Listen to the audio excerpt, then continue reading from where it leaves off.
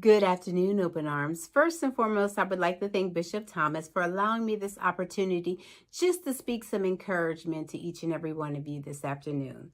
I'll be coming out of Job 1, 6 through 22 and 2, 3 to 10.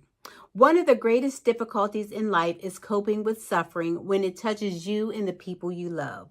Popular opinion says if you really love God and do your best to serve Him, your life will be free from suffering. This notion has circulated for thousands of years, but it is dead wrong. Sometimes the opposite is true.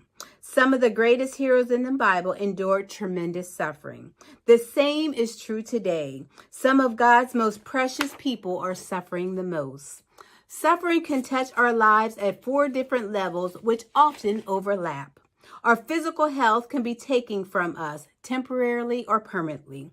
Our most important relationships in life may be lost, damaged, or destroyed. Our emotional health can be attacked by stress, depression, or a host of other problems. Our spiritual lives may be shaken as we fight spiritual battles. Many of us are burdened by suffering today.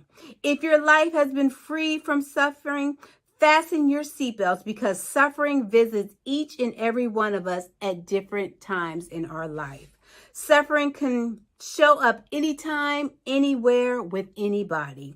Like the products we buy at Walmart, suffering comes in all sizes and varieties, big and small. Some suffering lasts a short time, while others suffering never quit. If you are burdened with suffering or troubles, the real life story of the Old Testament man Job offers some hope.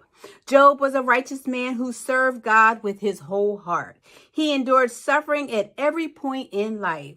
His possessions were destroyed, his children were killed, and his health was ruined. Job didn't understand his suffering and anguish. His wife didn't understand his suffering, and she offered bad advice. His friends just didn't understand his suffering, and they turned on him. Job ended up devastated at every point of his life. Emotionally, physically, relationally, and spiritually. Like Job, his wife and friends, we struggled with the question, why am I or the people I love suffering? We want to know why. Job addresses this question. Why does God allow his people to suffer? I want to answer this question by looking at the characters in Job's story. Each character offered a reason why Job was suffering or a reason on how he should react. But God alone offered the real answers. Satan made Job suffer. Satan destroyed Job's possessions. Satan killed Job's children and ruined his health. Satan wants to afflict our lives with suffering too. Satan is causing some of us to suffer tremendously today. Satan is at the root of all our sufferings, directly or indirectly. 1 Peter 5:8 says, your enemy, the devil, prowls around like a roaring lion, looking to destroy someone to devour. Satan wants to destroy our health. Satan wants to ruin our relationship with God. Satan wants to break up our families. Satan wants to wreck our relationships with our friends. Satan wants to destroy our health. Satan attacked Job for a spiritual purpose. Satan wanted Job to turn his back on God. Satan works the same way with us today. Satan wants us to doubt God's love for us.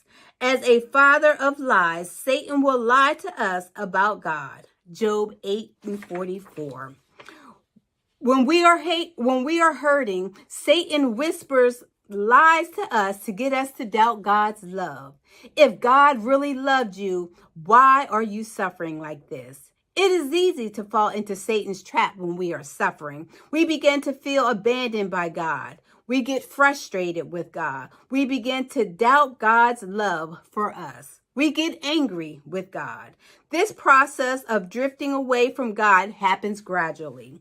We quit reading our Bible, daily. Then we quit praying daily. Little by little, we start to drift away. Our thought life and language begin to change. God has less and less place in our lives so that we eventually living as we never became Christians. Suffering tests our faith in God. Suffering reveals the quality of our faith. Suffering deepens our faith. When we are suffering, our relationship with God is the greatest refuge. Don't let Satan push you away from God or cause you to waver in your faith in God. Let God be your refuge when you are suffering. Job's wife. Job's wife frequently gets a bad rap, but let's not be too hard on her. She had just lost all of her children, and she hurts as she sees her husband in incredible pain. She only speaks once in the story, in Job 2:9. She didn't understand why Job was suffering. She loved her husband and hurt with him. When she saw Job in excruciating agony, scraping his oozing sores with a piece of broken pottery, it was more than she could handle. She told him to give up, curse God, and die. When prolonged, unexplainable suffering smacks us in the face, we are tempted to give up.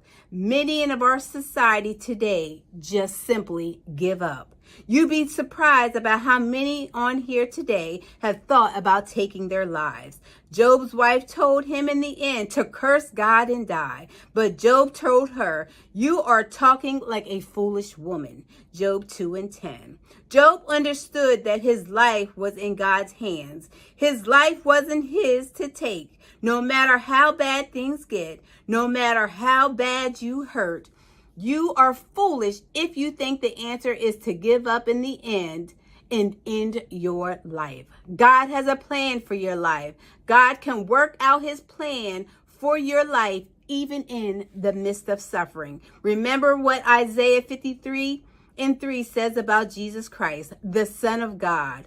He was a man of sorrows and familiar with suffering. God worked out his perfect plan for Jesus' life through suffering, not by avoiding suffering. Don't ever get so depressed that you contemplate suicide.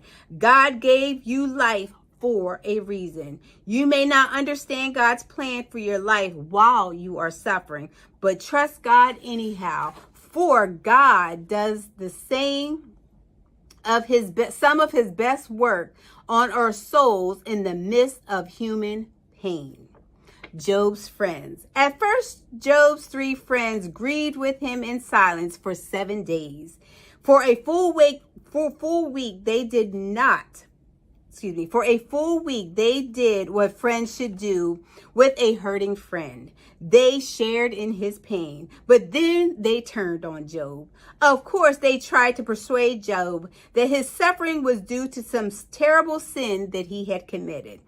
And they tried to convince him to repent of his sins. The 3 friends had good intentions, but they inflicted more pain on Job with their false accusations. Job's 3 friends didn't understand the mind of God or the mysterious reason for his suffering.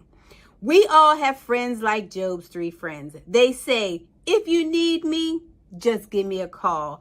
But when trouble hits, we can't really count on them at all. Some friends offer self-righteous advice, which is worse than no advice at all. But they don't share our pain with us. They don't help us through our suffering.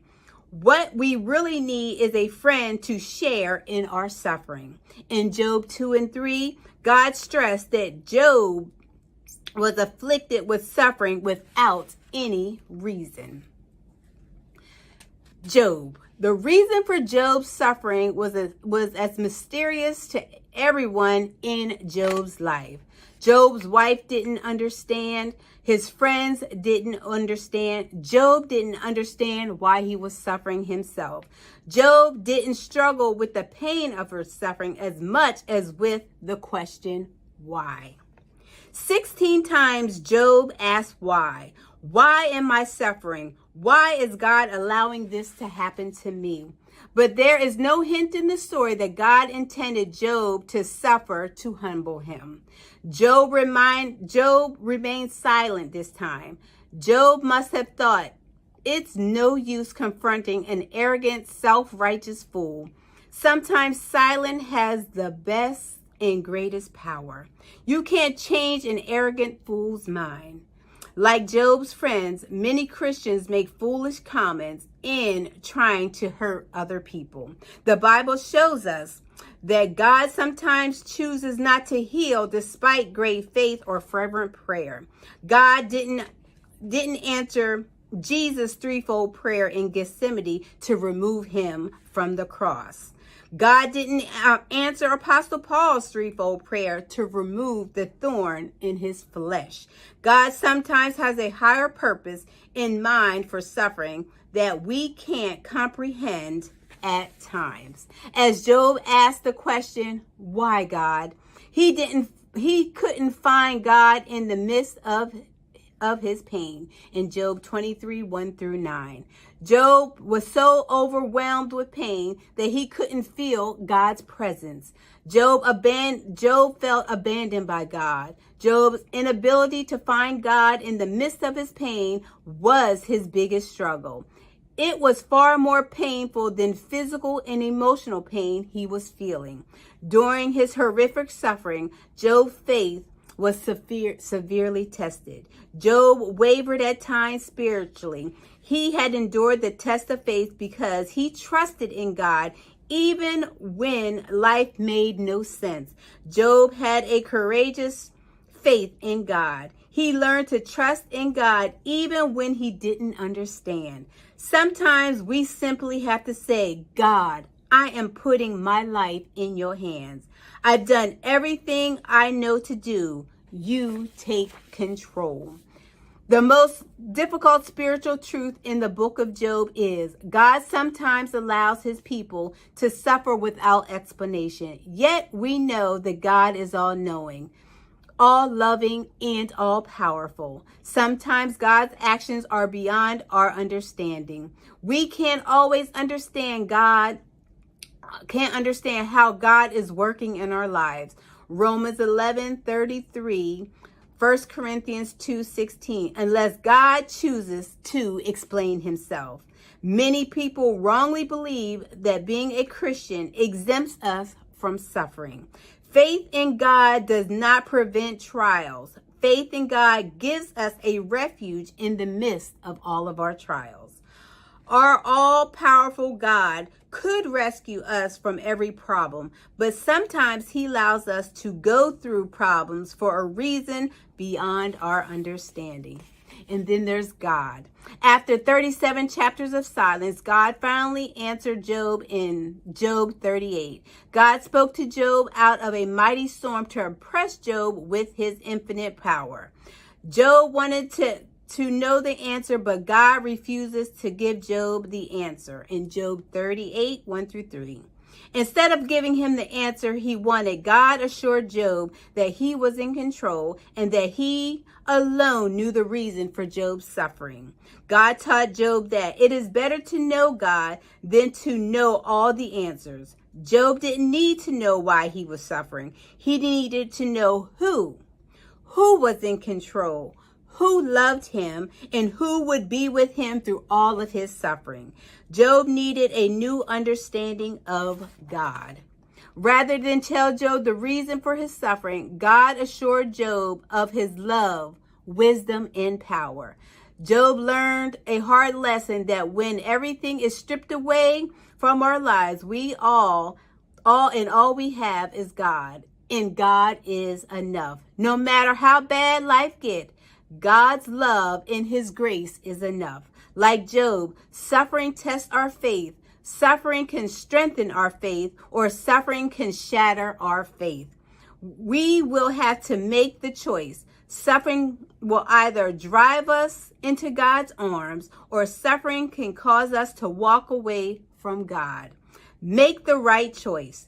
Trust in God's infinite wisdom. Trust in God's perfect love for you.